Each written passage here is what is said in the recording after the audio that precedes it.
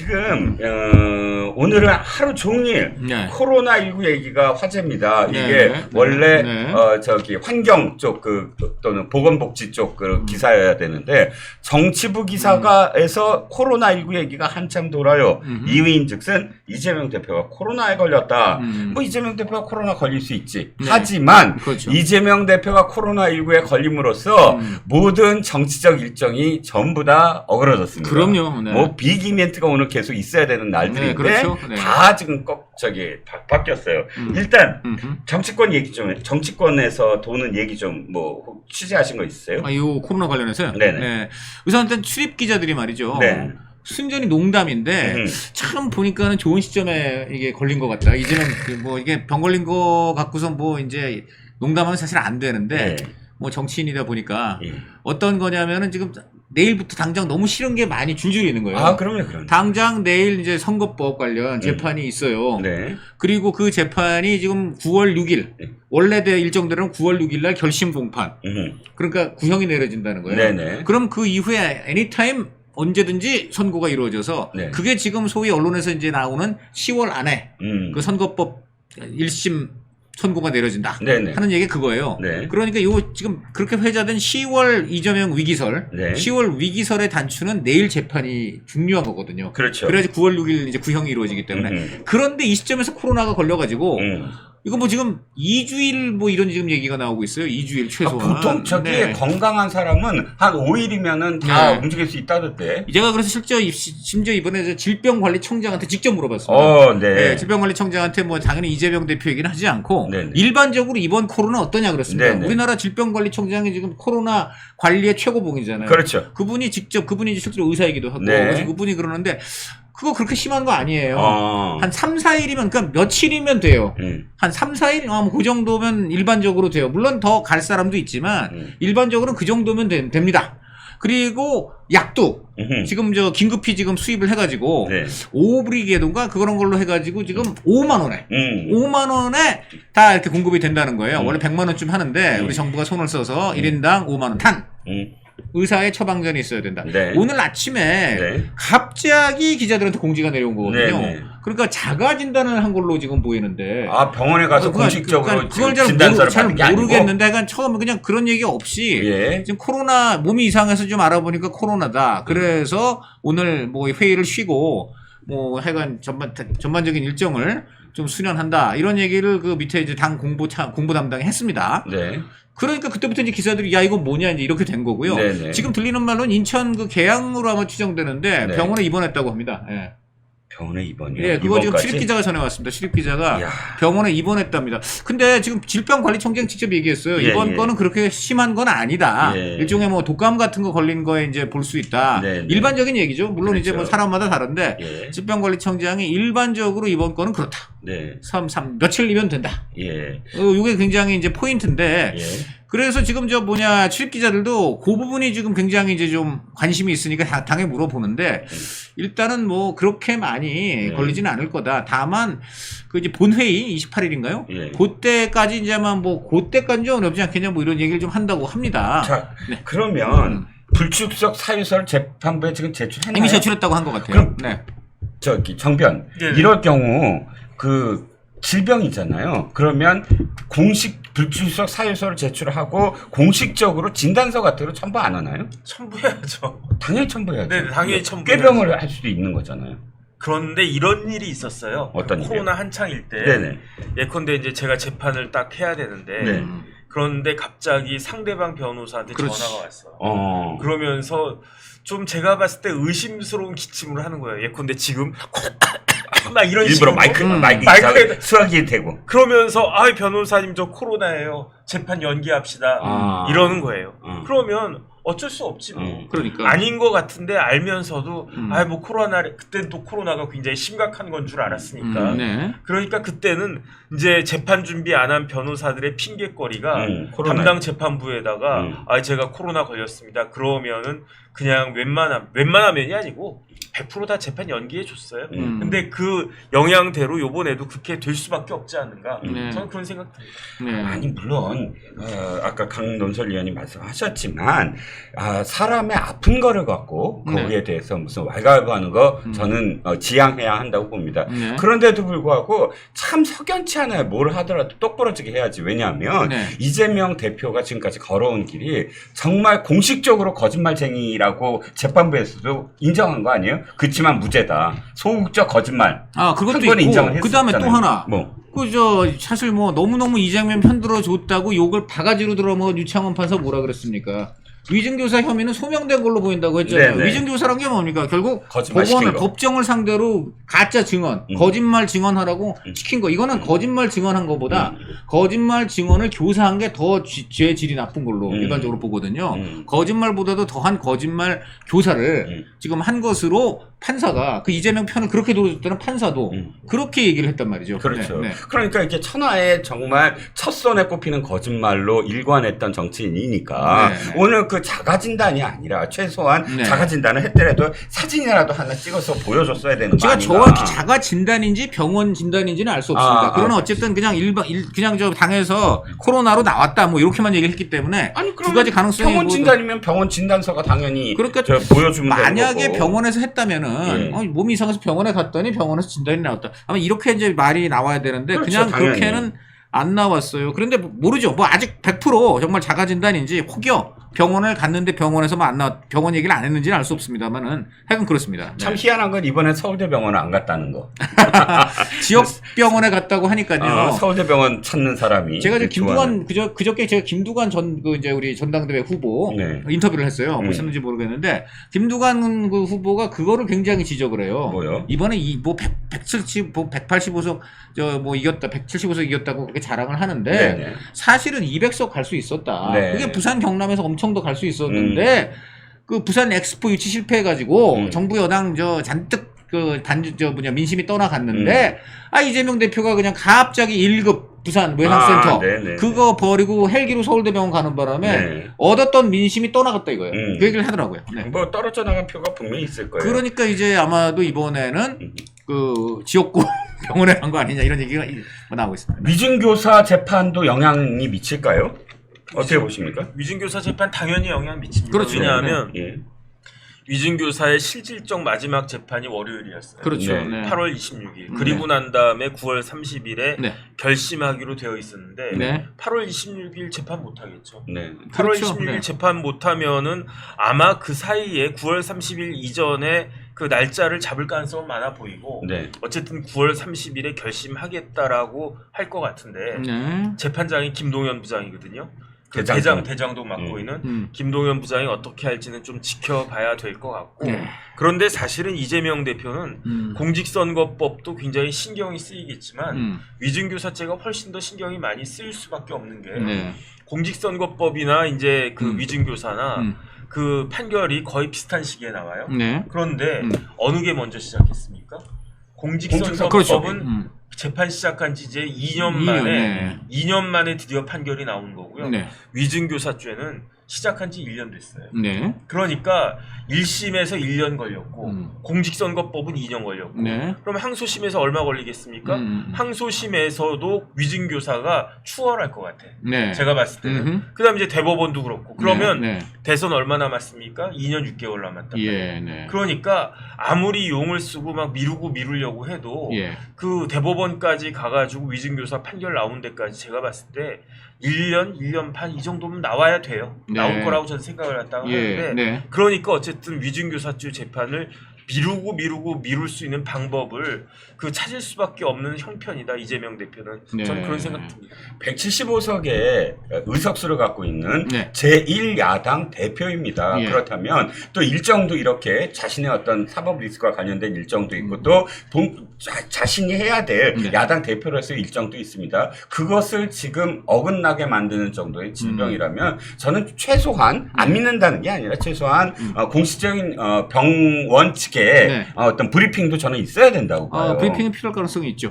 왜냐하면 이건 진짜 우리나라 정치 일정과 자신의 재판 일정에 좌우되는 굉장히 큰 사건이잖아요. 그렇다면 이건 정말 투명하게 이러이러한 데서 이러이러한 지금 상황이다 라고 그러니까 병원 측의 어떤 공식적인 저는 브리핑이 꼭 필요하다고 보고요. 지금 왜냐하면 이재명 대표가 병원에 입원했다니까 더 그런 생각이 들어요. 지금 입원이 그렇게 제가 코로나19 때문에 입원을 할 정도의 어떤 위중하다? 그렇죠. 그게 아주 아마 질병관리청장도 그럴걸요. 네. 아주 특수한 경우가 아니면 그렇죠. 꼭 입원할 필요 없다라고 하거든요. 그리고 격리도 크게 하지 않아도 된다. 현재는 감기 같은 거다. 이번 코로나19 변종이요. 그렇죠. 그런 상황에서 입원까지 했다 그러면 보통은 입원을 하는 이유가 빨리 나서 빨리 그러니까 일상을 회복하려고 하는 건데 정반대 이유가 아닐까 왠지. 그러니까 지난번에 단식이라든지 그렇죠. 또 뭐 서울대병원 입원이라든지 이런 이재명 대표가 입원할 때마다 구설이 좀 뒤따랐기 때문에 그렇죠. 그런 이야기를 안 듣고 싶다면 병원 측에 좀 공식적인 어떤 브리핑을 요구합니다. 그렇죠. 지금 여의도 대통령 아닙니까? 지금 입법권을 사실상 갖고 있다고 할 수 있는데 그런 정도의 지위에 있는 사람이면 국민들이 지금 어떤 몸의 건강 상태를 알아야 될 권리가 있죠. 네. 그렇습니다. 자, 일단 재판 일정 그렇다 치고라도 정치 일정도 어긋났어요. 오늘 양산행도 못 가고. 그렇죠. 그게 사실 사법 리스크 재판보다 그게 중요하다 이런 뜻은 아닙니다만. 그리고 또 한동훈 대표와의 회담 일정도 지금 연기가 자연스럽게 될 것 같은데요. 그렇죠. 지금 보면 일단 오늘 참 눈에 또 띄는 게 원래 오늘 지금 노무현 대통령 마을인 봉화마을 거기 가서 일단 권양수에서 만난 다음에 양산으로 넘어가서 문재인 전 대통령 만나기로 원래 돼 있었어요. 근데 이 만남도 사실 이재명 대표 입장에서 썩 그렇게 즐거운 만남이 아니에요. 그렇죠. 지금 문재인 전 대통령이 할 말이 많다는 얘기가 많아요. 가장 지금 대표적으로 이제 나오는 게 이 혁신회의입니다. 혁신회의가요, 이번에 보면 원외, 그냥 외곽 조직에 불과한 건데, 여기서 지금 시도당 위원장이 6명이나 지금 나왔단 말이에요. 강 의원만 안 됐지, 다 됐고. 강 의원이 안 된 게 지금 눈에 약간 부각이 돼서 그렇지, 거기는 왜 안 됐느냐? 광주 현역들이 지금 원외, 광주 현역들도 세거든요. 그렇죠. 거기도 이번에 어떤 사람들이 됐습니까? 전부 찐명 됐잖아요, 찐명. 그렇죠, 광주 원래 이제 원래는 이제 광주는 당연히 친문. 지난 총선에서 친문들 아성이었는데 이번에 친문들 다 날리고 아니면 친문에서 확실하게 친명으로 전향한 사람, 이런 사람, 민영배 같은 사람, 이런 사람들만 이제 동무대가 됐잖아요. 거기도 나름 좀 센 데거든요. 근데 이 사람들이 보니까는 얼씨구 원외 강의원이 우리 앞으로 2년 뒤에 광주시장 공천권 가죠? 야, 이거 안 돼. 이래서 거긴 똘똘 뭉쳐가지고 양분함을 이제 밀었다. 것만 제외하면 딴 데는 다 6석이나 꿰찼어요. 그렇구나. 이것 때문에 지금 무려 지금 이 외곽 조직에 불과한 이 혁신회의에 어제 44명 현역 의원이 44명 지금 들어갔어요. 혁신회의에? 31명까지 내가 셌는데. 그런데 그 다음 계속 또 지금 들어가고. 왜냐, 이게 뭔지 알아요? 줄 서는구나. 압박이에요. 여기 들어가야 네가 친명이라는 거 인증받는다. 이거 누가 얘기했냐면은 김두관 후보가 얘기했어요. 어저께. 이거 뭐냐, 압박이 지금 들어가고 있다. 너 말로만 친명하지 말고 확실하게 인증받아라. 인증받을 길은 혁신회의 가입하고. 무슨 얘기냐, 하나회 가입하라는 얘기는. 지금 김두관이 왜 하나회 얘기를 꺼냈냐면 혁신회의예요. 그러니까 이런 비유를 하더라고요. 육사 출신도 못 믿고, 예를 들어 이제 전두환이 육사 출신도 못 믿고, 육사 출신이더라도 하나회에 들어와야 너는 내 새끼야 하는 거고 뭐가 다르냐 이거예요. 그래서 하나회를 꺼낸 건데 지금 이것 때문에 부글부글 끓고 있어요. 김두관 후보가 인터뷰하면 저한테 직접 그러더라고요. 이건 압박이에요. 압박. 그러니까 이게 그러면 여기에 가장 지금 이 압박의 지금 피해자들이 누굽니까? 그게 친노친문들 아닙니까? 그렇죠. 친노친문들은 들어가고 싶어도 못 들어갈 것이고 예를 들어 전현희 이런 사람도 지금 들어갔다고 하는데 자, 이게 그러니까는 내일 만약에 오늘 예정대로 문재인 전 대통령을 만났으면 문재인 전 대통령이 그 얘기를 이미 박찬대 원내대표한테 했대요. 지난번에 박찬대가 먼저 예방을 했잖아요. 며칠 전에. 그때 문재인이 박찬대 쪽에서 발표도 안 했지만 문재인 치고는 상당히 세게 얘기를 했다는 거예요. 뭐냐면 혁신회의가 너무 이거는 너무 좀 나간다, 반경하다 이런 뉘앙스 얘기를 했다는 그런 지금 얘기가 나오고 있습니다. 친문들이 성골에서 졸지에 잡뼈로 투닥을 했잖아요. 그렇죠. 그렇죠. 이제 성골이 혁신회의가 되고. 그렇죠. 그리고 이번에 이제 문재인 전 대통령 입장에서는 이번 전당대회 보고 기가 찼을 게 아니 4년 전만 해도 대깨문 운빠들이 난리치고 완전히 그냥 지존으로 군림하다가 이번에 영상 축사 한번 했는데 한 방에 갔잖아요. 네네. 편협하고 배타적인 행위 하지 맙시다 하는 순간 야유 받았잖아요. 네네. 정말 세월이 무상하고 내 권력이 이렇게 땅에 떨어졌구나. 동시에 이재명이 너무 밉다.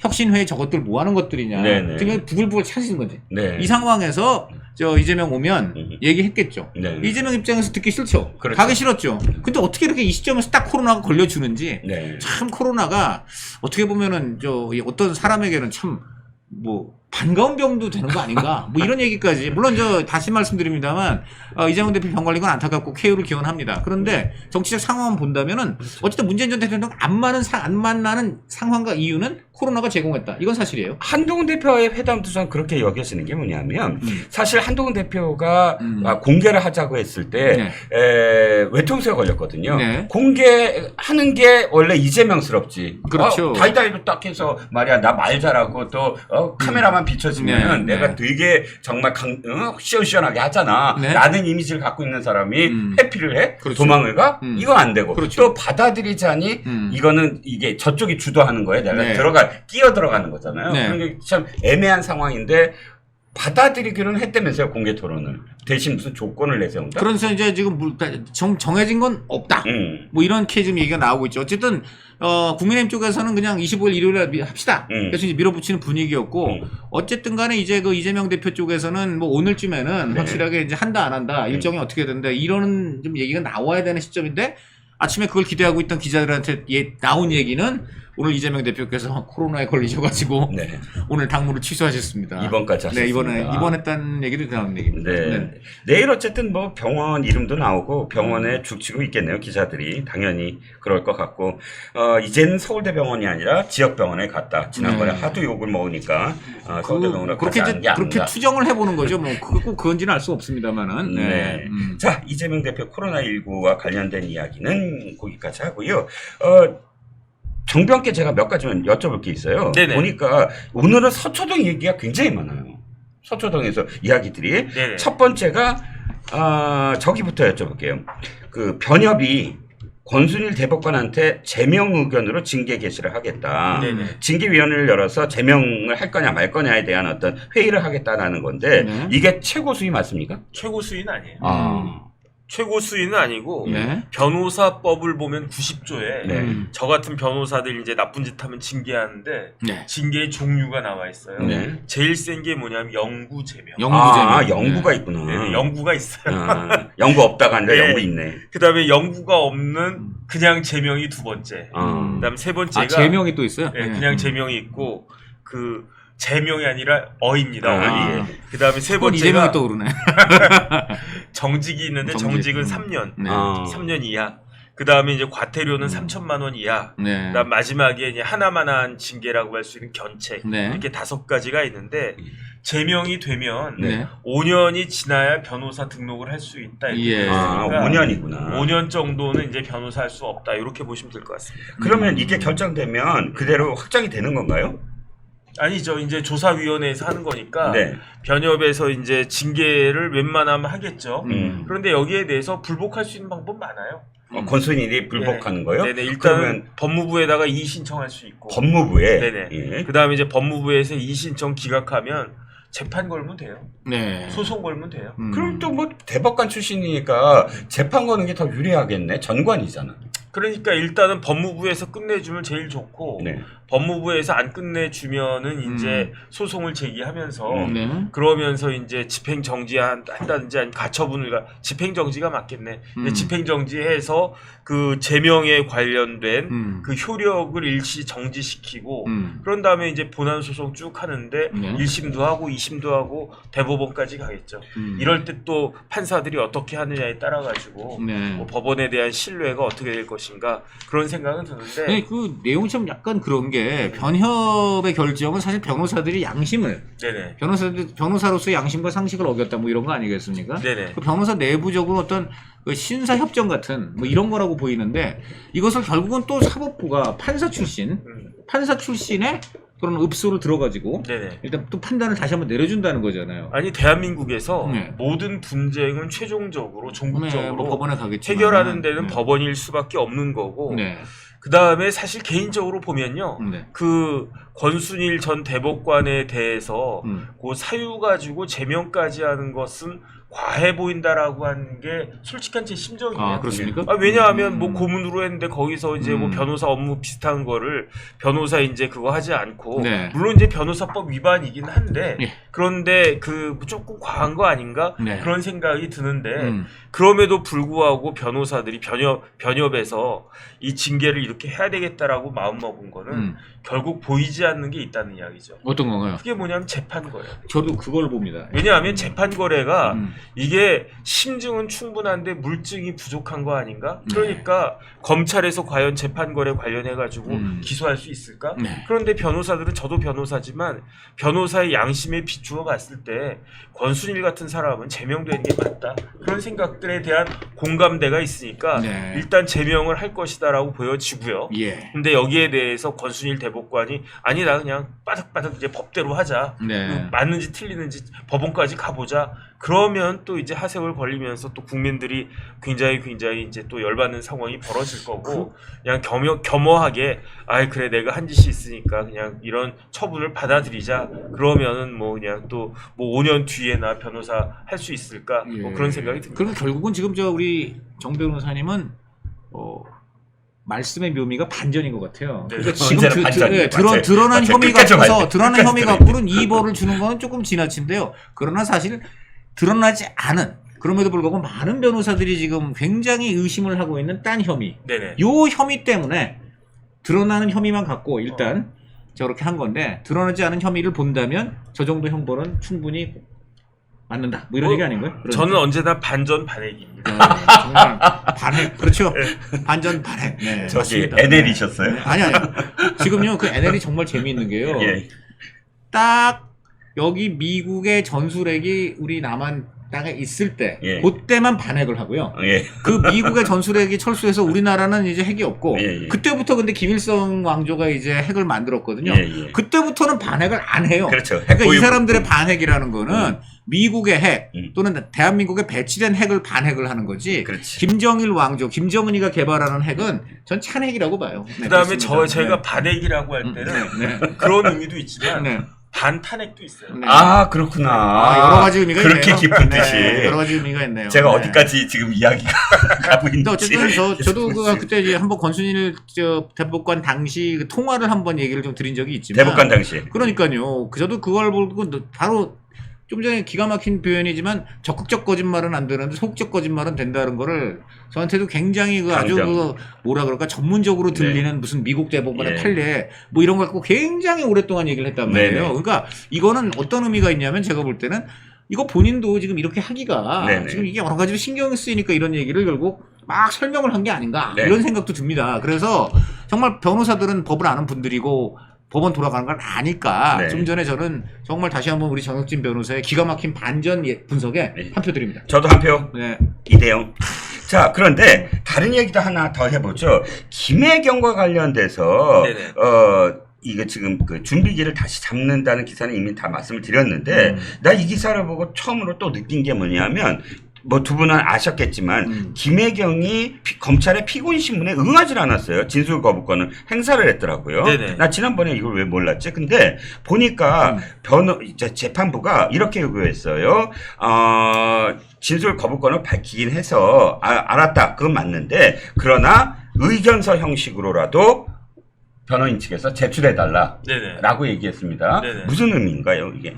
아니 그래도 일단 무슨 말인지 피고인의 말씀을 들어보고 판사가 심증이 아무리 있다고 하더라도 그래도 피고인이 이야기하는 거를 듣고 해야지 그게 필요한 거 아닌가라고 생각을 했던 것 같은데 굳이 그럴 필요가 있나는 생각이 저는 있는 게 네. 끝까지 진술 거부했던 사람이 있어요. 그게 누구냐면은 조국 그 대표가. 네. 아 근데 뭐 징역이냐 그냥 그 가뿐하게 때리지 않았습니까? 그렇죠. 이 사건도 마찬가지고요. 그다음에 여기에 대해서 뭐 더 할 게 있나 하는 생각이 드는 게 다른 걸 다 떠나가지고 배소연 그 나왔잖아요. 징역 그 저희 실형이 나왔잖아요. 네네. 그러면 그 항소심까지 가가지고 그러면 똑같은 사건인데 여기서 고리 하나만 찾으면 되거든요. 그 고리가 이어지면은 김혜경도 유죄고 그 고리가 끊어지면은 김혜경도 무죄인데 그게 뭐 어렵습니까? 쉽게 말하면은 김혜경이 배소연이 이렇게 한 것을 알았느냐 몰랐느냐 알았으면 유죄고 몰랐으면 무죄란 말이에요. 그런데 모를 수가 있을까? 예컨대 제가 두 분을 갖다가 이제 아 저녁이나 먹읍시다 내가 살게라는 식으로 해서 초청을 갖다가 해놓고 내 것만 딱 계산하고 나갔단 말이에요.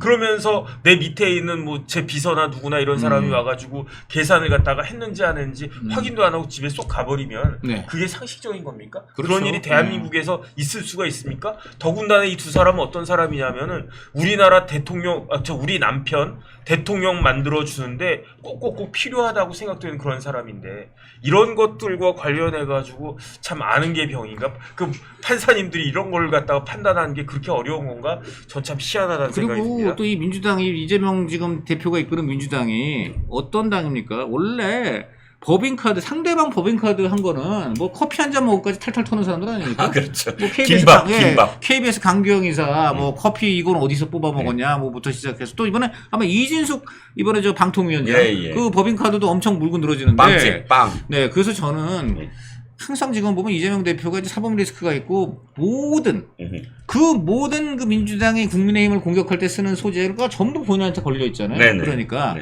이번에 그 법인카드야말로 정말 그런 거 아닌가 싶고 저는 그냥 한 가지 그냥 덧붙이자면 이쪽 사람들은 하여간 이 재판이라든가 수사를 많이 받아봐서 그런지는 모르겠으나 네네. 하여간 이 묵비권이라고 하나요? 네네. 진술 거부. 예를 들어 지금 문재인 사회의 서창호 네. 이 사람 지금 3번 소환됐어요. 대통령 사이가 3번 소환됐다면은 그건 무슨 일? 거의 그거는 검찰이 굉장한 증거와 심증을 잡았던 얘기잖아요. 네. 그리고 이제 사실상 피의자로 전환되기 직전 상황까지 간 건데 네. 이 3번 소환됐는데 전부 묵비권을 했다는 거예요. 완전한 묵비권. 입에 지퍼를 달았다는 겁니다. 네. 그리고 관련돼서 소환된 모든 사람들이 다 그렇다고 하는데 뭐 미리 작전을 짰을지는 모르겠으나 정말 그 더불어 묵비 대단하다고 봅니다. 네. 더불어 침묵다? 어떻게 해야 되나 이거 정말. 더불어 진술 거부. 근데 나름 이해는 돼요. 네. 할 말이 있어야지. 아, 그렇죠. 이분 있지만 할 말이 근데 없는데. 그런 경우가 불리하게 작용하는 거 아닙니까? 당연히 불리하죠. 네. 왜냐하면 저기 임종석 실장도 네. 그 거의 뭐 진술 거부권으로 네. 일관했다라고 하는데. 그러니까 지금 거긴 똑같아요. 지금 타이스타는 전부 무조건 저 입다물자야. 네네. 이건 뭘 의미하느냐? 이거는 그 저기 원래 네. 그 법원에서 재판할 때 가만히 있으면 인정한다는 뜻이에요. 가만히 있으면 인정한다. 검찰로서는 레코드를 차곡차곡 쌓아놓고 네네, 가는군요. 네네. 네. 명언이 있잖아요. 정익진 변호사의 명언이 있어요. 뭡니까? 억울한 사람은 할 말이 많다. 그렇죠. 맞습니다. 억울하지 네. 않다는 얘기야. 할 말이 없다는 거. 그렇네. 네. 그래서 제가 과묵한 편입니다. 그렇군요. 자, 요것도 하나만. 네. 오늘 그러니까 저 정치 얘기는 아니지만 그래도 예. 좀 관심 있는 판결이 하나 나왔어요. 네네. 지금 최태원 씨와 관련된 뭐 노소영 그렇죠. 씨와 최태원 네. 씨의 그 이혼 소송과 관련해서는 이혼 소송은 이미 뭐 항소시까지 갔습니다만 동거인과 관련돼서 노소영 씨가 지금 저 위자료 청구를 했잖아요. 네. 그게 가정법원에서 20억 원으로 지금 판결이 나왔습니다. 네. 그런데 이걸 두고 지금 설왕설래예요. 일각에서는 야 보통 이게 2천만 원 정도 요즘 다 2천만 원 정도 판결을 내리는데 20억은 너무 많지 않느냐부터 노소영이 지금까지 당한 걸 생각하면 20억 원도 적다. 이 두 의견이 교차되고 있습니다. 네네. 정변 생각은 어떠세요? 저는 많지는 않은 것 같아요. 왜냐하면 최태원 회장의 재산이 4조예요. 네. 그런데 4조가 얼마나 큰 돈이냐면 40억 가진 사람의 재산의 1000배예요. 그러니까 쉽게 말하면 저한테는 1000만 원이 그 최태원 회장한테는 10,000원밖에 안 되는 거예요. 그러니까 20억이라고 해도 한 20만 원 정도 되는 거예요. 네. 저 20만 원 정도 충분히 낼 수 있거든요. 개인적으로 저는 그런 생각이 들기 때문에 그 다음에 여태까지 그런데 이제 현실적으로 보면 저도 이혼 소송 같은 거 몇 번 해봤지만은 일단은 이렇게 이제 유책 배우자나 상간자에 대해서 인정되는 게 3천에서 한 5천 정도 돼요. 그런데 이제 20억은 그 기준에 따르면 굉장히 큰 금액이긴 한데 그런데 재산을 갖다가 비교를 해봐야지. 재산이 4억 가진 사람에 대해서는 4조면 만배고요. 만배라고요. 김만배가 아니고 그냥 만배예요. 그 다음에 40억 가진 사람도 40억도 작은 돈 아니지 않습니까? 그렇죠. 40억 기준으로 해서 1000배예요. 1000배. 그러니까 지금 20억이라고 하는 게 10,000분의 1로 나누면은 20만 원이고 그 다음에 1000분의 1로 나누면 200만 원이란 말이에요. 그렇죠. 그러니까 뭐 40억 가진 사람이 바람 폈는데 거기에 대해서 위자료로 그 돈 내놔라. 그게 이제 200만 원이다. 그럼 뭐 200만 원이면 뭐 장난하는 이런 생각을 갖다가 할 수도 있지 않습니까? 비율적으로 보면 그렇게 볼 수도 있다. 저는 그런 제가 생각을 지금 굉장히 좋은 말씀해 주셨는데 살을 붙이자면 4조 원이 얼마나 큰 돈인지를 실감나게 하려면요. 예수님이요. 예수님 태어나셔갖고 지금까지 살아계시다고 가정하고 매일 400만 원씩 써도 지금 남아있는 액수예요. 2024년. 2000년 동안. 대강 2000년 동안 매일 400만 원. 자, 1조만 쳐봅시다. 1조만 쳐도요. 1000년에 얼마를 쓰냐면요. 3,650억 원만 쓰면 돼요. 1000년에. 1년에 100만 원씩 하루에 쓰면요. 3억 6,500만 원이죠. 그러니까 그 1000년이면 3,600억이에요. 그러니까 2000년이면 7,200억쯤 되고요. 그러니까 지금도 계속 쓸 수 있어요. 100만 원을 매일 쓸 수 있어. 근데 4조니까 하루에 400만 원 지금도 계속 예수님이 지금 2000년 넘게 매일 쓸 수 있습니다. 그 조금 더 실감나게 제가 말씀을 드리면 실감 이미 났는데 더 실감나게 실감나죠. 이거 진짜 실감나지 않아요? 더 실감나게 해주세요. 4조가 얼마나 큰 돈이냐면 하루에 4억씩 써도 원금이 안 까져. 야, 하루에 4억을 써도 돼요. 그래도 4조는 계속 남아.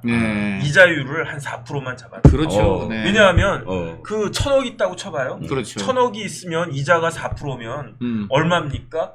그 1년에 1년에 40억. 1년에 40억이에요. 1년에 1,000만 원씩. 40억은 하루에 1,000만 원이거든. 1조 있으면 하루에 1억씩 써도 돼요. 그렇죠. 4억이 4조니까 하루에 4억씩 써도 돼요.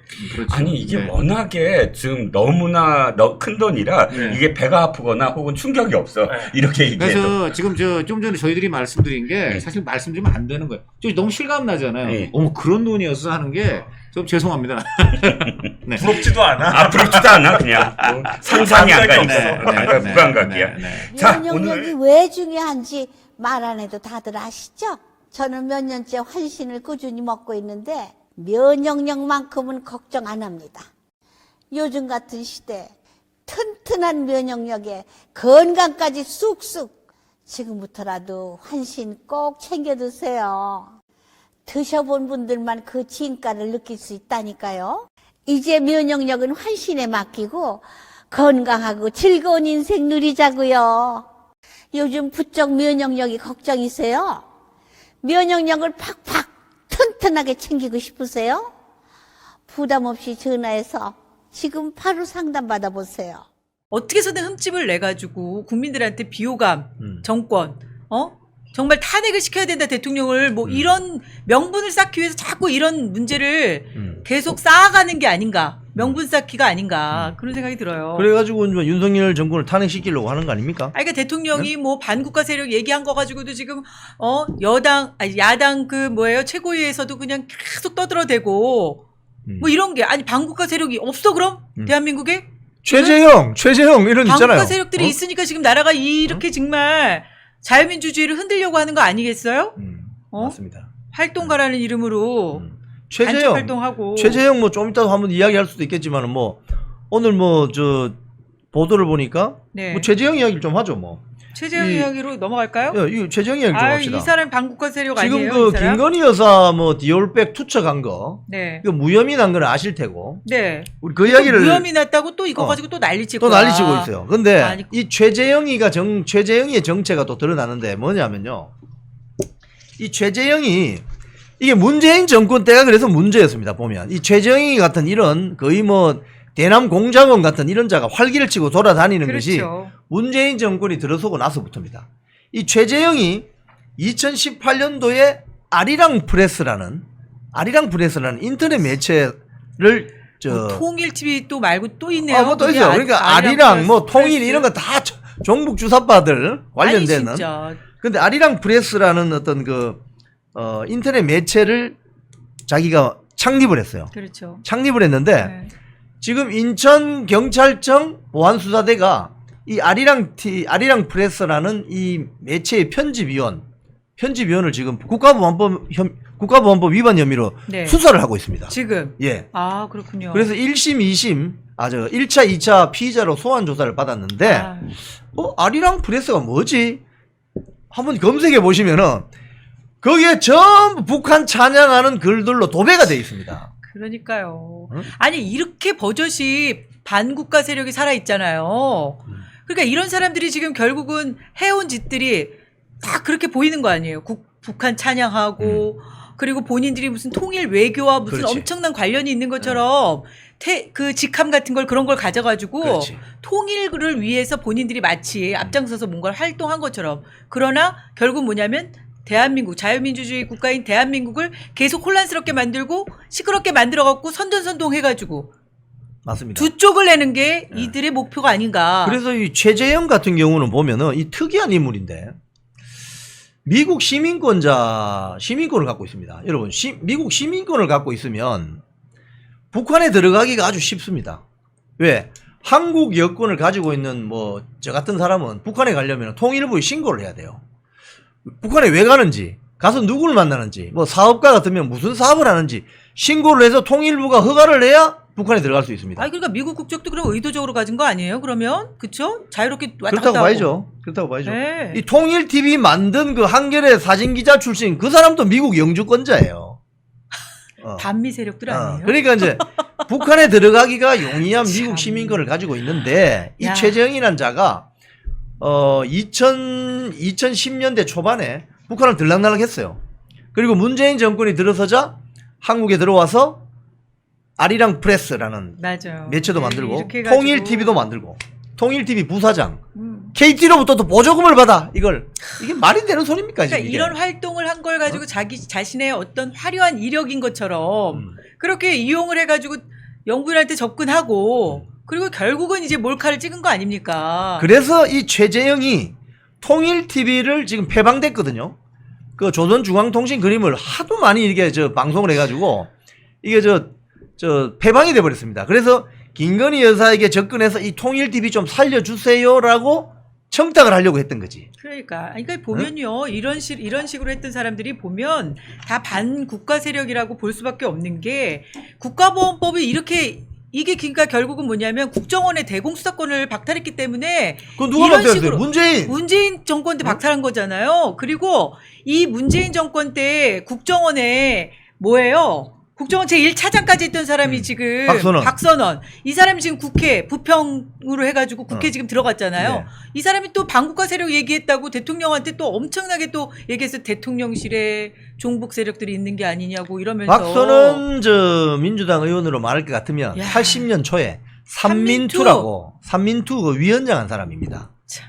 대표적인 종북. 아니 대한민국이 이 정도면 정말 종북 세력들이 지금 국회의원이 되고 문재인 시기에 그 사람이 국정원 1차장을 한 거 아니에요? 맞아요. 국정원 1차장이. 아니, 노무현 정권 때도 비서관을 했어요. 무슨 청와대에서. 그러니까 이런 요직들을 계속 다닌 거예요. 삼민투 출신들이. 지금 보면은 국회 상임위원회도 정보위원회.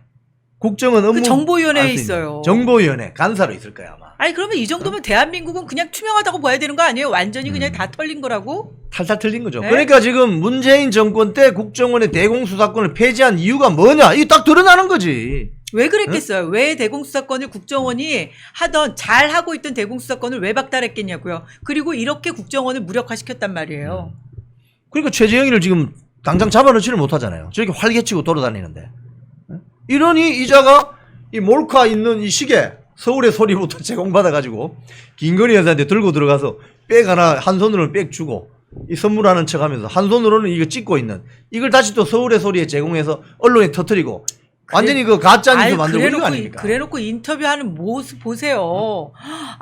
저는 진짜 악마를 보았다 그 말이 딱 맞는 거예요. 인터뷰할 때 너무 당당해. 수사받으러 가면서 마치 자기가 정의를 위해서 뭔가를 엄청난 것을 밝혀내기 위해서 뭔가 희생한 것 같이 야, 뭐 진짜 뻔뻔하기가 이를 데가 그 없어요. 국회 그거 악랄해요, 악랄해. 법사위 정인으로 나왔거든요.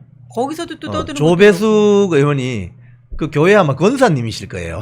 조배숙 의원이 목사 맞냐고. 예, 목사 맞아요. 그러니까 목사 맞다고. 그러니까 어디에서 뭐 신학을 공부했느냐 네. 등등 이야기하다가 네.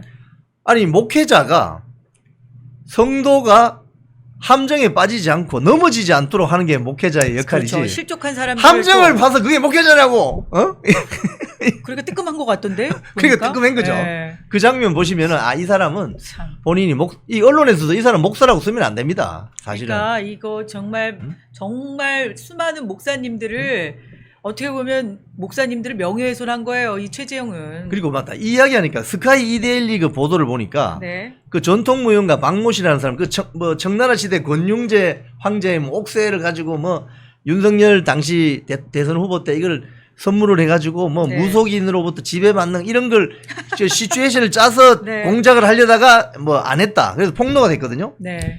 그 박모 씨라는 사람이 찍은 사진이 스카이 이데일리 그 보도에 있는데 보면은 사진이 계속 막걸리 먹는 사진만 나와요. 그래서 박모 씨 이야기가 최재형 저자는 목사가 아닌 것 같다. 네. 만나면 술을 너무 많이 먹는다. 어? 아니, 뭐 그러니까, 이런 보도까지. 그러니까 한마디로 필요할 때는 목사 직분을 갖는 거고요. 그리고 이제 본인이 또 뭐 이뤄내기 위해서 목사 직분을 이용한 게 아닌가 그런 생각이 듭니다. 참 이거 김건희 여사 디올백 무혐의난 거 이거는 뭐 뒷늦은 감이 있지만 그냥 그 자기 아버지 그러니까 최재형이가 그 김건희 여사의 어떤 고향 경기도 가평 뭐 거기 뭐 아주 친밀한 관계도 아니에요. 그냥 네. 가평 제가 가평 출신인데요. 뭐 이래서 아버지하고 뭐 이러니까 이제 아 이 경계심이 약간 무너진 틈을 이용해서 뚫고 들어가서 디올백 하나 던지고 나온 거 아닙니까? 네, 저는 그렇기 사실은 때문에 요 상황에서 요 대목에서 대통령실의 대응이 참 아쉬움이 있어요. 그러니까 그냥 당당하게 하면 되는 거거든요. 이 정도 몰카 공작이었으면 처음에 막 이거 몰카 나왔을 때 영상 막 돌아다녔잖아요, 작년에. 그럴 때 요걸 빨리 대응을 해서 정말 반국가 세력이 대통령 영부인까지도 이렇게 몰카를 찍어서 이 정도까지 한다. 그럼 일반 국민들은 얼마나 쉽게 그 몰카에 노출이 될 수 있겠느냐. 뭐 이런 식으로 해서 조금 이걸 그리고 빨리 이걸 수사를 요청을 하고 조금 더 당당하게 했으면 아마 국민들이 그랬으면 조금 더 이렇게까지 그 공경에 처하거나 그리고 힘들어지지 않았을 것 같다는 생각이 좀 들어요. 네, 지금 그런 아쉬움이 좀 최재형이가 있습니다. 뻔뻔하게 지금 수사심의위원회를 뭐 신청하겠다 이렇게 해가지고 이 뻔뻔하기가 그냥 말을 할 수가 없습니다. 아니 그러니까 정말 정권 초기부터 계속해서 그 뭐 엘리자베스 여왕 그 저기 추도식에 갔다 왔을 때도 그때도 김어준이 얼마나 또 그 김 여사가 이거 망사모 이거 했다고 맞아요. 얼마나 그랬어요. 그때도 정말 야 진짜 별걸 다 가지고 꼬투리를 잡는다. 근데 전 세계에 있는 모든 뭐 대통령 부인부터 시작해서 총리 부인들 다 망사 그거 한 거 아니에요. 나중에 보니까. 그러니까 이런 식으로 막 어떻게 해서든 흠집을 내려고 하는 거예요. 참 너무 지금 안타까워요. 최재형 이야기를 하면서 이제 이 아이템 마무리를 좀 하면요. 네. 이 그 민경우 시민단체 길 대표가 이런 얘기를 합니다. 최재형이 박근혜 정부 시기인 것 같은데 미국 시민권자니까 이제 북한에 여행을 갈 수 있잖아요. 네. 여행을 가서 누구하고 사진을 찍은 게 노출이 돼 있냐 하면은 맹경일이라는 인물이 있습니다. 자, 진실님 네. 슈퍼챗 감사합니다. 맹경일이라는 사람이 누구냐면 조선노동당 선전 그러니까 통일전선부 부부장 이 맹경일입니다. 참 그럼 이 사람은 아무나 만날 수 있는 사람이 아닙니다. 높은 사람이네 부부장. 미국 시민권자가 들어간다고 해서 맹경일이가 만나주질 않아요. 근데 이 사람하고 앉아가지고 사진 찍은 게 언론에 노출되어 있습니다. 이 사진 한 컷으로 마냥님 감사합니다. 감사합니다. 박소영님께 은근히 빠집니다. 네. 감사합니다. 저는 맹경일과 사진 찍은 이 사진이 네. 공개되는 순간 네. 대한민국 내부에 있는 종북주사파들에게는 네. 사인이 가는 거죠. 그렇죠. 야 최재형 맹경일 부부장 만나서 사진 찍었다. 너가 최재형을 보호해라. 너가 내려가면 잘해야 된다. 네, 이거 아니겠어요? 최재형을 따라라. 따라라. 그래서 그런지 몰라도 이 민경우 대표의 설명을 보면은 이 최재형이가 한국에 들어오고 나서 소위 말해서 종북 주사파들이 활동하는 그 매체가 한 4개쯤 되는데 뭐 통일뉴스, 통일TV, 뭐 4.27 시대연구원 여기에 다 가서 그 활동가들을 하고 종으로 횡으로 다 접촉하고 맞아요. 돌아다녔다는 거예요. 이 최재형이가. 아 참 얼마 전에 그 무슨 뭐 공산당 수련회 그거 있었잖아요. 아 공산당 소리. 그것도 지금 수사가 들어갔대요. 조사가. 또 말 나온 김에 또 이것도 네. 하죠. 공산당 제1회 대한민국 공산당 하계 수련회. 그러니까. 그 깜짝 놀랐어요. 현수막이 저는 가짜인 줄 알았어. 전남 광양의 무슨 펜션에 걸렸어요. 네네네. 걸렸는데 여기에 22명이 왔다고 합니다. 가족들이 뭐 다 가족이라고 합니다. 11가족인데 부부로 온 건지 뭐 부부로 왔거나 뭐 가족들 뭐 데리고 온 하여튼 11가족이 왔는데 펜션 주인이 이런 거 걸면은 부담된다고 내리시라고 했더니 아 그냥 우리 재미삼아 하는 거라고. 재미삼아를 그렇게 해요? 그게 이제 누군가 사진을 찍어서 SNS에 유통된 게 한 일주일이 넘었습니다. 그런데 그러고 나니까 경찰하고 국정원이 이게 뭐야 해서 이거 진상 파악을 해보니 그 하계수련회 현수막을 건 모임의 회장이자 총무인 사람이 네. 이 사람들이 다 여수에 산대요. 여수. 여수 주민들이에요. 그래서 이거 어떻게 해서 그러냐 했더니 아 개모임인데 공산당 개모임이 뭐이죠? 공산당이 개였어요. 공산당 개모임. 아 발음 잘하셔야 됩니다. 개모임이 아니고 개모임입니다. 네. 개모임. 개모임에서 단체명을 뭐로 할까 했는데 누군가가 공산당이라고 하자. 대한민국 공산당. 그래서 전부 웃음이 나와서 그 현수막을 걸었다고 하는데 이거 믿을 수 있습니까? 없습니까? 그러니까 어쨌든 수사 들어갔대요. 네. 이거는 이런 거 밝혀지겠죠. 믿을 수가 없죠. 왜냐하면 그 개모임 회장이자 총무인 사람이 나이가 44살이더라고요. 네.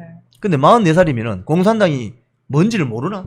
그러니까요. 그 이석기 검거 당시에요. 이석기가 내라는 모죄로 들어간 거잖아요. 그래서 9년을 넘게. 근데 그 이석기 검거할 때 국정원 전직 직원들이 그 얘기를 하시더라고요. 원래 이쪽도 뿌락지 저쪽도 뿌락지가 다 있을 거 아닙니까? 그래서 이게 이석기가 하이큐닝 감사합니다. 지령을 받고 대한민국을 전복하라. 그래서 모의 훈련을 했다는 거예요. 그 모의 훈련하는 자리를 이 국정원에서 이제 그 급습해가지고 하려고 했는데 가면 이제 다 흩어지는 거죠. 그러니까 그 안에도 국정원에도 뿌락지가 있는 거겠죠. 첩자. 그러니까 야 이게 국정원에서 지금 덮치니까 다 없어져라 뭐 이랬을 거 아니에요. 그래서 한 2번인가를 그런 식으로 해갖고 못했는데 그 안에 모의 훈련하는데 꽤 많은 사람들이 모여서 왔다는 거예요. 다 모였는데 그 모의 훈련하는 장소에 애들 쳐업고 나온 아줌마의 부부인 사람의 별 사람 다 있었다는 거죠. 그러면 그걸 본 사람은 입장에서 뭐예요? 우리가 지금 주변에 간첩이라고 있는 사람들이 머리에 뿔이 달렸거나 뭐 이상한 사람들이 아니에요. 꼬리가 있거나. 그렇지. 그러니까 못 알아보는 거예요. 우리 옆집에 앞집에 있을 수 있는 사람들이 와서 그거를 하더라는 거예요. 그러니까 대한민국에 아직 간첩이 있다. 그리고 말씀하신 것처럼 대통령 얘기한 거죠. 반국가 세력들이 있다. 반국가 세력이 있는 거죠. 예, 있으니까 지금 저 경찰하고 전남 경찰청 그리고 국정원에서 그 제1회 대한민국 공산당 하계 수련회 현수막 건 네. 그 사람들 조금 주도 면밀하게 네. 좀 수사를 해주셨으면 좋겠어요. 왜냐하면은 일본에 가면은 일본은 공산당이 있습니다. 일본은 공산당 활동을 할 수 있습니다. 그런데 한국은 공산당 활동을 못 합니다. 왠 줄 아세요? 6.25 한국 전쟁 때문에 그렇습니다. 네, 남북이 지금 나눠져 있고 남북이 나눠져 있고 조선공산당 창립 선언문에 보면 무장 폭동혁명을 일으켜서 프롤레타리아트 전체주의 독재 국가를 만들어야 된다고 되어 있습니다. 그래서 각 분야 세포 러시아 말로 뭐 있어요. 예매치안가 뭐 네. 세포에다가 방금 말씀하신 불확지 첩자를 넣어서 활동을 한다 이런 식이 되어 있다니까요. 그래서 기본적으로 조선공산당 그러니까 지금 이제 북조선 노동당이 된 건데 조선공산당 창립 선언문에 무장 폭동 혁명을 일으켜서 살인, 폭동 뭐 이런 걸 하는 것이 수단으로 되어 있는 조직이 공산당입니다. 그렇죠. 근데 그 공산당 하계 수련회를 현수막 걸고 한다고 정신 나간 사람들이 정말 어처구니가 없습니다. 네. 그 여수에 산다는 그 주민들 22명 혹시 그 경찰에서 전화 오거든 가서 조사 잘 받으세요. 대한민국이 지금 언제부터 그래서 사실 이거를 밝혀내는 것도 쉽지 않고요. 저 사람들이 간첩질을 하는 게 사실 과거하고는 또 많이 달라졌기 때문에 사실 그런 걸 밝혀내는 게 쉽지 않습니다. 전에 그 몇 달 전에 그 편앤마이크 기사 보면요. 네. 김정일 정권 때 네. 간첩을 한국에 보내는 이 작전이 바뀌었다는 거 아닙니까? 음. 옛날에는 북한에서 태어난 사람을 소위 말해서 난파하는 그 교육을 해가지고 갔는데 네. 이제는 밖에서 그냥 자체 육성된 이런 세력들을 스카우트해서 그냥 보낸다는 거예요. 아니 그리고 그 김문수 전 지사께서 그거 하신 거 말씀 들었잖아요. 여기에서 간 사람들 북한으로 뭐 갔던 사람들이 뭐 애를 낳았다 뭐 이런 얘기 하셨잖아요. 그러니까요. 그러니까 그게 결국은 뭐냐면 그것도 국정원 직원분들이 그 얘기를 하시더라고요. 그래서 그렇게 왜냐하면 꼬투리를 잡는 거예요. 한국에서 온 그렇지. 사람들을. 그래서 그렇지. 결국은 그 사람들을 계속 북한에서 어쨌든 뭐 이런 거 공개한다 어쩐다 협박하면서 계속 뭔가 활동하게 만드는 거죠. 맞습니다. 네. 자, 우리 오늘 뉴스 마지막으로, 마치기 전에 네네. 이 조국까지 지금 소환됐습니다. 아 그러니까요. 조사 저희들이 지난번 시간에 지난번에는 우리 임종석 얘기를 한참 임종석 했잖아요. 이야기하다가 우리가 그 전망을 했잖아요. 네, 조국도 갈 거다. 조국이 소환될 것이다. 네. 멸콩 TV의 이 예측이 맞았습니다. 조국 바로 그 다음 날 네. 전주지검에 지금 들어오세요. 빨리 오세요. 지금 소환 명령을 받았는데. 아니 그 조국 요즘 얼굴 완전 맛이 갔어. 왜 그렇죠? 아니 얼굴이 폭삭 늙은 것 같지 않아요? 그리고 얼굴이 그래요? 되게 이상해졌어요. 자, 조국 씨가 뭐라고 했냐면은 그 임종석 전 비서실장이 이제 소환돼서 조사받은 이유가 이상직 전 민주당 의원을 중진공 이사장으로 꼽아 넣는데 비공개 회의를 가졌는데 그렇죠. 거기에 참석한 임종석 사람. 민정수석실에 백원우 비서관이 왔는데 그럼 조국 몰랐나? 그렇지. 조국이 알았어야 되는 거 아니에요? 그러니까요. 근데 조국이가 딱 그 다음날 바로 뭐라고 하냐면 언론에 이렇게 보도돼 있습니다. 아 조국 말하고 너무 웃겨. 문재인 전 사위도 모르고 이상직도 모릅니다. 저는. 그게 말이 돼? 이게 말이 되냐고. 아니 이게. 조국이 이상직도 모르고 전사위인 서모 씨도 모른다는 게 말이 돼요? 민정수석이 해야 되는 일이 뭔데? 친인척 관리까지 다 해야 그렇지. 되는 거 아니에요? 그럼 친인척 관리하면은 예. 그 문다희 씨를 알 거니까. 예, 이거 문다희 씨 남편이 누군지를 아는 거지. 아니 이거 몰랐으면 이건 직무유기네. 일을 안 했구만. 제대로 일을 안 한 놀았구만 거네. 그냥. 거기도 연필만 깎고 놀았나? 그러니까. 지금 조국 씨가 이제 소환 날짜가 잡히면 전주지검에 가서 이제 검찰이 만들어 놓은 그동안 수사해온 네. 그 자료를 보면서 아마 기겁할지도 몰라요. 그렇지. 예? 아 여기까지 돼 있는 거야? 막 이럴 수도 있고요. 지금 계좌 추적도 상당 부분 했고 네. 뭐 통신 기록 이런 것도 하지 않았겠습니까? 아니 지금 결국 뭐 20 저기 7월 1일자 그 신문 보니까요. 예, 예. 서울중앙지검에서 울산시장 선거 개입 이거 엄청 요즘 수사가 그렇게 오래 안 되던 게 그렇잖아요. 2020년도에 이 사람 지금 18년도에 당선된 사람이잖아요. 네, 송철호. 송철호. 근데 그때 2018년도에 이 울산시장 선거에 이게 지금까지도 지금 사건이 마무리가 안 됐잖아요. 이게 요즘 되게 빨리 지금 돌아가고 있는데 이때도 이거 지금 검칼날에 문정부 캐비넷이 열리냐 지금 계속 수사가 급물살을 타고 있거든요. 이게 그러면 조국은 여기에도 자유롭지 못해요. 그렇죠. 이거 자유롭지 못해요. 왜냐하면 그때 민정수석이었고 청와대가 조직적으로 울산시장 선거에 개입한 거 아니냐. 네. 그때 울산경찰청장이 아마 황운하였죠. 그랬죠. 그래서 이런 것들이 이제 밝혀지게 되는데 이게 결국 보세요. 법무장관 바꾸고 중앙지검장 이창수 한 명 바꾸니까 이게 이렇게 수사가 속도가 내는 거 아닙니까? 그러니까 이쪽은 지금 저 연필 깎던 총장님은 빨리 나가셔야 될 것 같은데. 아니 그러니까 이쪽은 보세요. 이쪽 진영하고 묘하게 얽힌 사람들 있죠. 광우병 때 그 뭐 조능이 이런 사람들도 뭐 계속 승진하고 그다음에 최승모 이런 사람 사장까지 되고 그런 것들을 또 이상하다고 했잖아요. 우리 지난 방송에도. 근데 보세요. 울산시장 선거 개입이 돼 있는 이 황운하. 이 황운하를 갖다 왜 그렇게 죽기 살기로 국회의원을 시키고 이 문제가 있는데도 사법 리스크가 여전히 있는데도 1심에서도 유죄 판결까지 받았잖아요. 이 황운하를 갖다 또 비례대표를 준 사람이 조국이에요. 조국 혁신당에. 입을 막으려고 한 건가? 아니 그러니까 뭐 때문에 이렇게 끝까지 손 붙잡고 가는 거예요. 챙기는 건 챙기는 이제 거. 그 너무 챙겨. 입을 막으려고 하는. 그러니까 이걸 그냥 챙기는 정도가 아니라 뭐가 있다. 뭐가 있다. 그렇지 뭐가 않고선 있다. 이렇게까지 챙길 리가 없다. 뭐가 그렇죠? 있다. 네. 지금 제가 처음에 제가 이 전망해 드린 대로 이제 임종석 조국 이제 불려왔죠. 그러면은 그 다음은 문다혜로 갈 가능성이 큽니다. 네. 문다혜 씨의 주변에서 무슨 폭탄이 터지면서 이게 문재인, 김정숙으로 갈 가능성이 아주 큽니다. 그렇죠. 그렇게 되면은 이 이상직이 어떻게 중진공 이사장으로 갔고 문다혜 전 남편이었던 서모 씨가 어떻게 해서 타이 이스자대 항공에 전무로 가게 되고 거기서 월급을 특정 기간 동안 2억 원을 받아 챙기고 왜 또 태국은 야반도 도주하듯이 이주를 했고 이게 다 나올 거예요 분명히. 이거 나오면 이제 볼만하겠다. 이게 보니까 범죄까지 얽혀야지 뭐 국회의원 배지 달고 이러나 봐요. 여기는 서로 간에 다 네? 뭔가 물려 있는 아니 거지. 이번에 그 저기 누구야 나경원 의원 지역구 동작구에 나왔던 사람 류삼룡 그 사람도 되게 웃기는 타이밍이잖아요. 아니 그 사람이 국회의원 배지 달 만한 저기가 되나? 저는 그 토론회 보면서 너무 실력 진짜 안 되더라고요. 그래요? 근데 그런 사람을 갖다 동작구에다가 딱 집어넣잖아요. 이재명이 왜 그랬을까? 우리 댓글 쓰시는 시청자 여러분들 상당히 이거 정치 수준이 고관에 높으세요? 버닝썬 윤규근 아직도 송파경찰서에 있나? 저분은 지금 내용을 뭔가 아시는 분입니다. 아유 그러니까요. 감사합니다. 근데 그 닉네임이 너무 긴데요. 5L of bread, 2 fisheries. 오병이었구만. 그래요. 면역력이 왜 중요한지 말 안 해도 다들 아시죠? 저는 몇 년째 환신을 꾸준히 먹고 있는데 면역력만큼은 걱정 안 합니다. 요즘 같은 시대 튼튼한 면역력에 건강까지 쑥쑥 지금부터라도 환신 꼭 챙겨 드세요. 드셔본 분들만 그 진가를 느낄 수 있다니까요.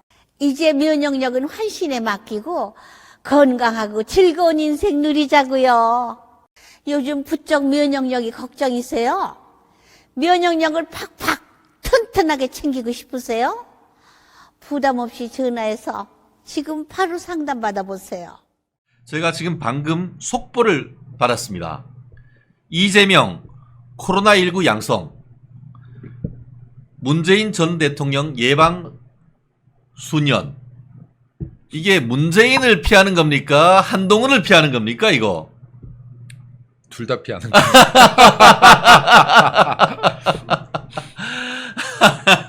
휴가 갔다 오세요. 야, 진짜. 예, 제가 겨울이님, 제가 따로 말씀은 안 드리겠습니다. 너무 재밌게 글을 올려주셔가지고. 어쨌든 속보로 이재명이 코로나19 양성 반응으로 문재인 전 대통령 예방을 수년했다라는 얘기가 지금 나오고 있습니다. 사실 지금 다가오는 이번 주 일요일 8월 26일 오후 3시 여야 대표 회담이 예정되어 있습니다. 내용과 형식을 가지고 상당히 삿바싸움을 하고 있는데 특히 형식과 관련해서 한동훈 대표 같은 경우에는 이거 국민의 알 권리 보장 차원에서 우리 전부 다 국민들한테 그냥 생중계하자라고 했더니만 공한증입니까? 왜 이렇게 피하죠? 그게 자기에 대한 모욕이래. 실제로 지난번 김기현 당대표 때는 형식과 의제와 상관없이 다 까가자라고 분명히 그렇게 강공으로 나오는데 이제는 검사와 검사 호소인, 검사 사칭범의 어떤 대응에 꼬리 내리는 겁니까? 이게 뭡니까 이거?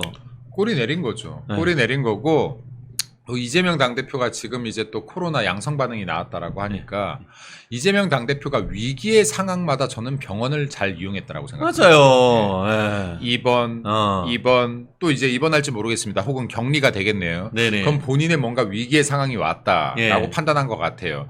그럼 또 이제 뭔가 코로나 양성 반응 판정도 어디서 받았는지 이게 자가인지 어디 특정 병원인지 또 특정 병원인지 이것도 중요한 부분이 될 것 같습니다. 또 그 파란색 병원 또 거기 간 거 아니야? 네, 그러니까 이재명 당대표가 뭔가 내가 위기의 상황이거나 뭔가 분리할 때 지금 썼던 방식이 병원에 박히는 거였는데 제가 볼 때 전당대회 때문에 무리 많이 하신 것 같아요. 이번 기회에 그냥 쭉 휴가를 쓰셨으면 좋겠어요. 쭉 한 3년. 3년. 네. 그래서 그냥 좀 떠나라 이 정치계에. 이 사람 지금 될 사람이 아니다. 그리고 이것도 지금 보세요. 이재명 떠나면 어떡해요. 너의 오라를 받아라 해야지. 떠나 있으면 가겠죠. 거기에서. 그렇구나. 정치권에서 역시. 잡혀가지 말고 떠나 있다가 가라 좀. 어허. 근데 지금 이재명 당대표가요. 사실은 민주당 전당대회가 끝나고 민주당 전당대회가 너무나도 이슈가 안 됐잖아요. 인기가 없었습니다. 그러니까 내가 이거를 뭔가 이목을 집중시켜 보려고 여야 대표 회담을 하자라고 던진 거예요. 어허. 근데 이게 준비도 안 되고 던졌어. 왜? 한동훈이 이거 받겠어라고 생각한 거예요. 그렇겠네. 그냥 일단 던졌어요. 어허. 왜 이게 그냥 던졌다라고 제가 얘기하냐면 지금 금투세라든지요. 예, 그리고 지금 여기에 종부세라든지 당의 당론도 안 정해졌어요, 민주당이. 이런 논의도 지금 당론조차 안 정해졌는데 민생에 대해서 지금 논의하게 만납시다. 그렇지. 그냥 던진 거예요, 이거는. 근데 한동훈 대표가 그럽시다라고 이렇게 적극적으로 받을지 몰랐던 거예요. 그렇지. 예. 넙죽 받아버리니까 당황한 거예요. 당황하는 거예요. 어. 야, 헐, 왜 이거 이렇게 받아? 어허. 하는데 지금, 야, 이것도 한번 받아본 거 아니야 하고 또 맹공을 펼쳐요. 어허. 내일 당장 합시다. 네. 그러니까 한동훈 대표 쪽에서 내일은 일정이 있으니까 모레 합시다 이래버리거든요. 그러니까 이게, 야, 이것 봐라. 이거 피할 수가 없겠구나 하고 일요일로 잡혔던 거 아닙니까? 그렇죠. 일요일로 잡혔는데 잡고 나서 보니 이거 참 곤란한 상황이거든요. 당론도 안 정해져서 그냥 그렇네. 던져본 건데 정책적 준비도 안 돼 있어. 가가지고 자기들이 얘기할 거는 여전히 최상병 특검뿐이 없는데 그럼 국민들이 보실 때 저 새끼들 또 정쟁용이네. 민생 없네. 할 것이고. 그러면 지금 민주당에서 이거 아무래도 안 좋은 영향이 오겠구나, 여론에. 이거 적합치가 않다. 하고 있는 와중에 지금 국민의힘에서 오픈하자. 국민들 앞에서 하자. 토론. 생중계 하자라고 한 거예요. 그러게요. 근데 민주당 이재명 당대표가요, 토론 잘하는 것 같죠. 토론 못해요. 이 사람 토론 못해요. 아하. 토론 잘하는 사람이 아닙니다. 그 생중계에 울렁증이 있어요. 어허. 이 사람 생중계에 울렁증이 있다는 제가 증거를 말씀드릴게요. 오케이. 김기현 당대표 시절에요. 이 비슷한 상황이 있었어요. 이재명 당대표가 나랑 토론합시다라고 어허. 했더니 김기현 당대표가 그때 제 대변인이었습니다. 아. 김기현 당대표가요. TV 토론도 좋고 라디오 생중계도 좋으니 뭐든 생중계로 합시다라고 했어요. 이러고 나서 꼬리만 게 이재명 당대표예요. 이거 정확하게 얘기하면요. 그리고 지금 기억나실지 모르겠는데 지난 총선 때요. 개항을 해서 TV 토론회 할 때 이거 생중계하는 거 반대했던 거 이재명이죠. 그렇네. 예. 맞죠? 맞아. 이번 전당대회 때도요. 녹화 방송하는데 녹화 지금 다시 하자라고 해서 이거 한번 다시 된 적이 있어요. 아하. 이재명 당대표가요. 생중계 울렁증이 있는 사람이고 그리고 지금 생각만큼 말을 잘하고 토론에 강하고 논리가 강한 사람이 아니에요. 그러니까. 이 사람은 선전선동을 잘하는 건데 그렇지. 토론을 하게 되면 이건 1시간 동안 주제를 갖고 얘기를 해야 되거든요. 그렇지. 선전선동은 10초 20초 만에 끝나야 되는데 그렇지. 1시간 동안 얘기하면 이게 밑바닥이 드러나요. 그렇지. 이재명 진실을 가져. 당대표가 토론하고 싶어하는 사람이 아니라니까요. 그러니까. 예. 그러니까 지금 무섭죠. 공안증이 오죠. 그렇지. 야, 한동훈과 내가 국민들이 보는 앞에서 토론을 한다면 내가 작살 나겠구나. 작살. 이거. 예. 개박살 난다. 예. 그러면 지금 이거 두려움이 있죠. 어허. 야, 이건 생각지 못했던 어. 전개인데 이거 말도 안 되는 소리라고 일단 반격을 해야겠는데 분위기가 또 여론이 안 좋아요. 그렇지. 그거 왜 회피하냐고. 그러니까 코로나 걸려버렸네. 그렇지. 코로나 호소인 아니야? 지금 참 이게 기가 막혀요. 타이밍들이 타이밍을. 이번 타이밍이 기가 막혀요. 야, 정말 이거 정말 나 진짜 이건 뭐라고 해야 되나? 예를 들어서 뭐 그러니까 저런 것 같아. 한 토요일 정도 하면은 속이 많이 들여다 보이니까 거부하는 게 그러니까 그럼요. 하루 이틀 전에 해가지고 야 내가 문재인이도 못 만나러 가 그런데 내가 너를 만나러 가야겠어 이런 쇼하는 거 아니냐 하는 의혹이 제기될 수밖에 없는 거네요. 근데 사실 지금 이재명 당대표가 뭐 문재인 전 대통령이 됐든 아니면 여기 여야 대표 회담이 됐든 아니면 대통령과 영수회담이 됐든 이런 거 할 시간은 없어요. 재판 받아야 돼서. 아 맞네 이거 예, 재판을 1타 3피네 예. 1타 3피 1타 3피네 한동훈 피하는 것도 네. 되고 재판도 안 나가는 것도 그럼요. 되고 야 인간 또 이 재판 사람, 지연 전략이네 이 이거 사람 지금 이거 이재명 당대표는요. 지금 이번에 아뜨가 하는 거예요. 왜냐하면 어허. 이재명의 민주당은 민생을 생각하지 않습니다. 민생을 생각한다면 이렇게 22대 국회에 와서도 여전히 최상병 특검이나 그리고 여기에 노조에 아주 편향된 저런 지금 노란봉투법 등을 여전히 밀어붙이고 있지 않을 거예요. 네, 그런데 지금 민생을 걱정하는 척이라도 해야 되는 상황이니 쇼를 하려고 했는데 지금 된통 지금 외통수 맞고 있는 그렇네. 거예요. 네. 그래서 이거 민주당의 참 진실을 이게 우리 우파뿐만이 아니라 중도들은 최소한 알아야 될 텐데 이걸 어떻게든 간에 지금 확장시키기 위해서 노력해라. 많은 우파의 정치인들께서 이러한 민주당의 행태들, 이재명의 행태들에 대해서 계속해서 이야기해야지만은 이게 중도들까지도 뭔가 이상하구나라고 생각하기 시작할 것이다라는 말씀도 드리고 싶습니다. 그래요. 저는 개인적으로 사실 요즘 오늘 조선일보 일면에도 그 코로나와 관련되는 기사가 있었던 것 같고 최근에 상당히 코로나가 좀 심각하게 우리나라에 지금 퍼지고 있는 것은 사실입니다. 그렇지만 예전만큼 독소가 강하고 그런 거는 또 아닌 것 같아요. 그렇다고 하면은 오히려 한동훈 대표 입장에서는 코로나 그거보다 민생이 더 중요하다. 정말 고열이 있어서 얘기 못할 정도가 아니라고 하면은 그냥 예정대로 우리 한번 회담하시죠 라고 제안해버리면 어떨까요? 국민들에게 누가 더 강하고 누가 건강한 이미지인지 보여줄 수 있는 거 아닙니까? 방송국에서 그 카메라들을 미리 설치하고 두 분만 격리돼서 격리 토론을 한번 네, 격리 회담을 한번 해보는 것도 생방송은 나가고 다른 분들은 뭐 마스크 하면 되는 거지 뭐. 그러니까요. 이게 네. 참 꺼리가 됩니까? 야, 꺼리가 진짜 보세요. 자유우파의 리더들은 건강합니다. 근데 이재명이는 뭐 맨날 헛소리만 하고 진짜 대부분 국민들 그러지 않습니까? 야, 진짜냐? 진짜냐? 진짜 너 코로나 걸렸어? 이런 의혹이 대부분 생기지 않습니까? 그리고 제가 이 말씀도 하나 드릴게요. 지금 여야가 회담을 아마 어떤 식으로든 시간이 멀어지더라도 하긴 할 거예요. 근데 이 여야가 회담에서 법안이 통과됐다고 좋은 법안이 아닙니다. 예. 이거 국민들께서 주의 깊게 봐야 돼요. 예를 들어 서로 윈윈 전략. 그러니까 이것이 민생을 위하는 것이다라고 해서 회담을 하면서 너 이거 양보하고 나 이거 양보하고 주거니 받거니 하는데 이런 법안들이 국민들의 발목을 잡는 경우도 굉장히 많습니다. 그렇죠. 네, 그렇기 때문에 국민의힘 의원들께서는 진짜 이게 주고받기 형식상의 만약에 회담이 진행된다면요. 주고받기식 법안이 아니라 진짜 민생을 위한 법안을 만들어 가시길 바라고 그리고 민주당이 주고받기 하면서 요구하는 법안들에 진짜 민생을 발목 잡는 독소 조항이 있는지 철저히 가려야 된다 하는 말씀도 좀 드리겠습니다. 네. 그렇습니다. 사실 이번 그 8월 26일 여야 대표회담 같은 경우에는 지금 현재 여당 같은 경우에도 한 3가지 이슈, 야당 같은 경우에도 3가지 이슈를 지금 얘기를 하고 있는 것 같은데 그 중에 김 대변인 보시기에 어떤 게 가장 그 중요한 핵심 이슈로 좀 다뤄야 될 것 같습니까? 민주당이 다루려고 하는 건 3가지 형식상 꺼낸 거예요. 아하. 최상병 특검. 아하. 예, 우리 당이 지금 다루려고 하는 것은 민생 네. 그리고 정쟁 중지 그리고 이제 그 국회의원 특권 포기를 비롯한 지구당 어떤 그 새로운 부활 뭐 이런 우리 것들이죠. 당이 내세우려고 하는 건 제가 볼 때 핵심은 금투세, 금투세. 폐지. 예, 저쪽은 최상병 재상병 특검. 특권. 그럼 나머지 것들은요. 정쟁 뭐 하지 말자. 어차피 여기서 협의해도 정쟁해요. 그러니까 의미 없는 얘기들 지금 껴맞추게 했다라고 보고 그럼 두 가지 지금 밀어붙이고 싶은 것은 우리 당 입장에서는 금투세가 지금 국민들 관심을 받고 있으니 금투세에서 이기기 시작하면 이거는 민생을 치고 나갈 수 있는 약간 마중물로 보고 그렇죠. 있다. 특히 젊은 네.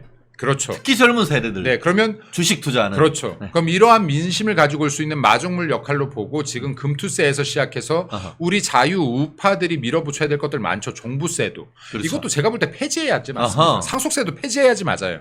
근데 이러한 것들로 밀어붙인다라고 하면 이것은 지금 우리 자유 우파의 이념에도 맞고 그리고 국민들의 민심에도 일치하는 것이다. 동하는 것이다. 그 민주당은 어떤 포장을 했든 간에 최상병 특검 하나로 윤석열 정권을 흔들겠다라는 것이 메인 목적이기 때문에 이번에 여야 정상회담도 이루어질 수가 없는 게 최상병 특검 외에는 뭔가를 생각한 게 없다니까요. 이 사람들이. 그러니까 안건을 진짜로 생각한 게 있어야 얘기를 하죠. 걔네는 그러니까 기승정 최상병 특검, 기승전 김건희 특검 이것밖에 몰라. 그럼요. 네. 그러니까 지금 얘네들이 특검과 탄핵 외에는 할 수 있는 말도 생각해본 것도 민생은 뭐 어차피 이 사람들 머리 없습니다. 이 사람들 기준에서 안드로메다 가 있는 게 민생이에요. 그쵸. 나만 잘 먹고 잘 살면 되는 사람들 아닙니까 민주당. 25만 원만 돌려주면 다 민생 돌아가는 자 뭐 이런 생각이야. 아 그것조차도 함정이 있을 거예요. 그러니까 25만 원 뭘로 주죠? 진짜. 상품권으로 주잖아요. 그러니까. 이거 상품권도 이해관계가 어떻게 엮여있는지 저는 이거 수사 들어가야 된다고 봐요. 네, 맞아요. 예. 상품권 네. 만들거나 쿠폰 네. 만들거나 디지털 쿠폰 만드는데 그 거래 비용, 메뉴판 비용만 해도 수백억 원이 넘는 거 아니겠습니까? 그러니까 이게 민주당이 하는 것들은 그냥 1부터 100까지 꼼수가 있다라고 판단하고 모든 것들을 다 확인해 보지 않으면 이것들은 결국 국민 혈세에 크나큰 손실을 가져오고 국민 민생 발목 잡기용이 된다. 그러니까 진짜로 꼼꼼하게 살펴보고 민주당이 아무리 정상적인 발언을 해도 여기에 뭔가가 있다라는 생각으로 파봐야 된다라는 말씀도 드리고 싶습니다. 그래서 국민들한테 다 공개하자는 거 아닙니까? 공개해야 돼요. 또 딴소리 할 거니까. 또 딴소리 한다고. 앞에서 이렇게 해놓고 네. 뒤에서 딴소리 할 거 아니에요. 이번에도 대통령이 지금 축하남 보낸다는데 연락 못 받았다라고 끝까지 우기다가 뭔가 나올 것 같으니까 그게 뭐가 중요하냐고 하고 있는 거 아닙니까? 네. 말이 또 바뀌잖아요. 빤스런 하는 거죠. 빤스런. 대통령이 화합과 뭐 통합을 생각해야지 뭐 그런 걸 갖고 이렇게 계속 얘기하고 그러냐 이렇게 말 바뀌고 있는 거 아니에요. 네. 그러니까 참 이런 것들 잘못하고 있다. 민주당이 아유 참 말해 뭐해요. 민주당이 민주당 하는 거지. 네, 말해 뭐 하겠습니다. 그렇습니다. 또 지금 저희 정말 패당돼야 되는 단계. 그러니까요. 네, 사실 이번에 굉장히 또 흥미롭고 재미있는 게 그 한동훈 대표가 그 의제로 올리기를 원하는 세 가지가 아까 말씀드린 것처럼 정쟁 중단, 민생 집중, 세 번째가 정치개혁 특위입니다. 정계 특위 하면서 핵심이 뭐냐? 국회의원 특권 내려놓기. 국회의원 특권이 가장 게 뭐 100가지가 넘는 데지만 2개. 하나가 면책 특권, 하나 불체포 특권 아닙니까? 근데 이재명이 그거 없으면 벌써 깜빵이에요, 지금. 가셨어야죠. 갔었어야지, 지금. 영영 가셨어요. 그러니까 이재명이로서는 정말 속으로서 정말 진짜 만나자고 하니까 진짜 만나네? 이거 어떡하지? 이런 생각이 안 들 수가 없을 것 같아요. 지금 이 불체포 특권도 이재명 대표가 이거 없애겠다고 몇 번이나 공약했습니까? 이거 지금 벌써. 이런 면책 특권 없애겠다는 거. 그러니까. 그러니까 이게 지금 국회의원들 면책 특권이 있어야죠. 불체포 특권이 있어야 됩니다. 진짜로 국회의원들이 내가 정당한 주장을 하는데 이게 외압을 받아서 지금 뭔가 정치적인 탄압을 받는 상황이라면 있어야죠. 요 대한민국에 요즘에 그런 상황이 있습니까? 이건 범죄자들을 지켜주는 소도가 돼버렸어요. 국회가. 그러니까. 예. 그래서 지금 이게 민주당은 국회를 정말로 범죄자들의 소도 삼아서 이번에 지금 얼마나 나쁜 사람들 22대 국회의원에 많이 들어왔습니까? 이런 것들 정말 참 대한민국이 반성해야 될 일이다. 다시는 이런 일이 일어나지 않게끔 이런 면책 특권이라든지 불체포 특권 이거 이제 없애는 것이 맞다라는 생각이 듭니다. 그렇습니다. 100% 공감합니다. 아 진짜 속이 시원하네. 참 이재명 마스크 쓰고라도 나와. 빤스런 하지 말고. 한동훈이 그렇게 무섭냐? 야 축구에 공환증 있는 줄 알았더니만 민주당에도 공환증 있는 건 이번에 처음 아네. 아니 그러니까요. 여기 뭐 한동훈 대표가 무섭고 빤스런하고 빤스하고 참 연관이 많아요. 또 이 사람 보니까 그죠. 네. 예, 대북송금도. 네. 그래서 이게 이재명 당대표가 굉장히 비겁하다. 그러니까 뭔가 주요 사건이 있고 곤란할 때마다 병을 이용하려고 하는데. 칭병해가지고. 네. 그 사이에 뭔가 대안을 짜려고 하는 것 같아요. 그죠? 그러게요. 참 알다가도 모르겠어요. 이 인간들. 참 그래요. 리짜이밍 겁이 많다. 빤쭈런. 오케이. 그 무서울 거예요. 지금 범죄 혐의가 몇 개고 맞아. 본인이 네.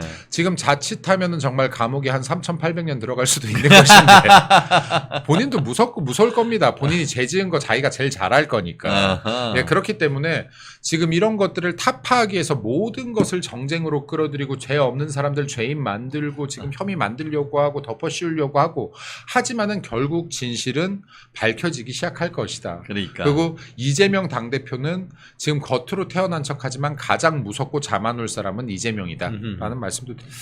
그렇습니다. 뭐 이게 그 다가오는 8월 26일 일요일 오후 3시라고 했는데 오늘 변수가 생긴 것 같습니다. 이재명이 과연 마스크라도 쓰고 나올 것인지 아니면은 아이고 열나고 힘들어요 나 못 가라고 할지 한번 좀 지켜보겠습니다. 아니 열나고 힘들어서 못 나간다고 하면 되는데 또 자기가 선량한 척하면서 한동훈 당대표가 할 일이 많으신데 혹시라도 전염이 될까 내가 못 나가겠다라고 이런 소리는 안 했으면 좋겠습니다. 나 진짜 정말 이거를 뭐 아유. 법꾸라지라고 해야 되나 무슨 꾸라지라고 해야 되나 뭐 이렇게 잘 빠져는 나가는 것 같아요. 참 그렇죠. 네, 근데 뛰어봤자 벼룩이다. 아, 그래도 참 높이 뛰네요, 이 사람. 네, 벼룩처럼 높이 뜁니다. 높이 뛰어. 이 수많은 재를 달고도 참 높이 뛰는 것 같습니다. 그러니까요. 예. 근데 뭐 뛰어봤자 벼룩이다. 우리 다가오는 8월 26일 오후 3시 한번 어떤 식으로 의제가 조율되고 실제로 미팅이 있는 것인지 아니면 한 주 정도 지금 수년이 될 것인지 한번 좀 지켜봐야겠습니다. 지금 같은 경우에는 방역 준칙이 코로나가 걸렸을 경우에는 자가 휴식 뭐 이런 걸로 정도로 돼 있는 것 같은데 이 부분 앞으로 어떻게 이재명이 대표하고 어떻게 보면은 대응하는지 또 국민의힘은 이 부분에 대해서 어떻게 대응할지 한번 귀추가 주목되는 상황인 것 같습니다.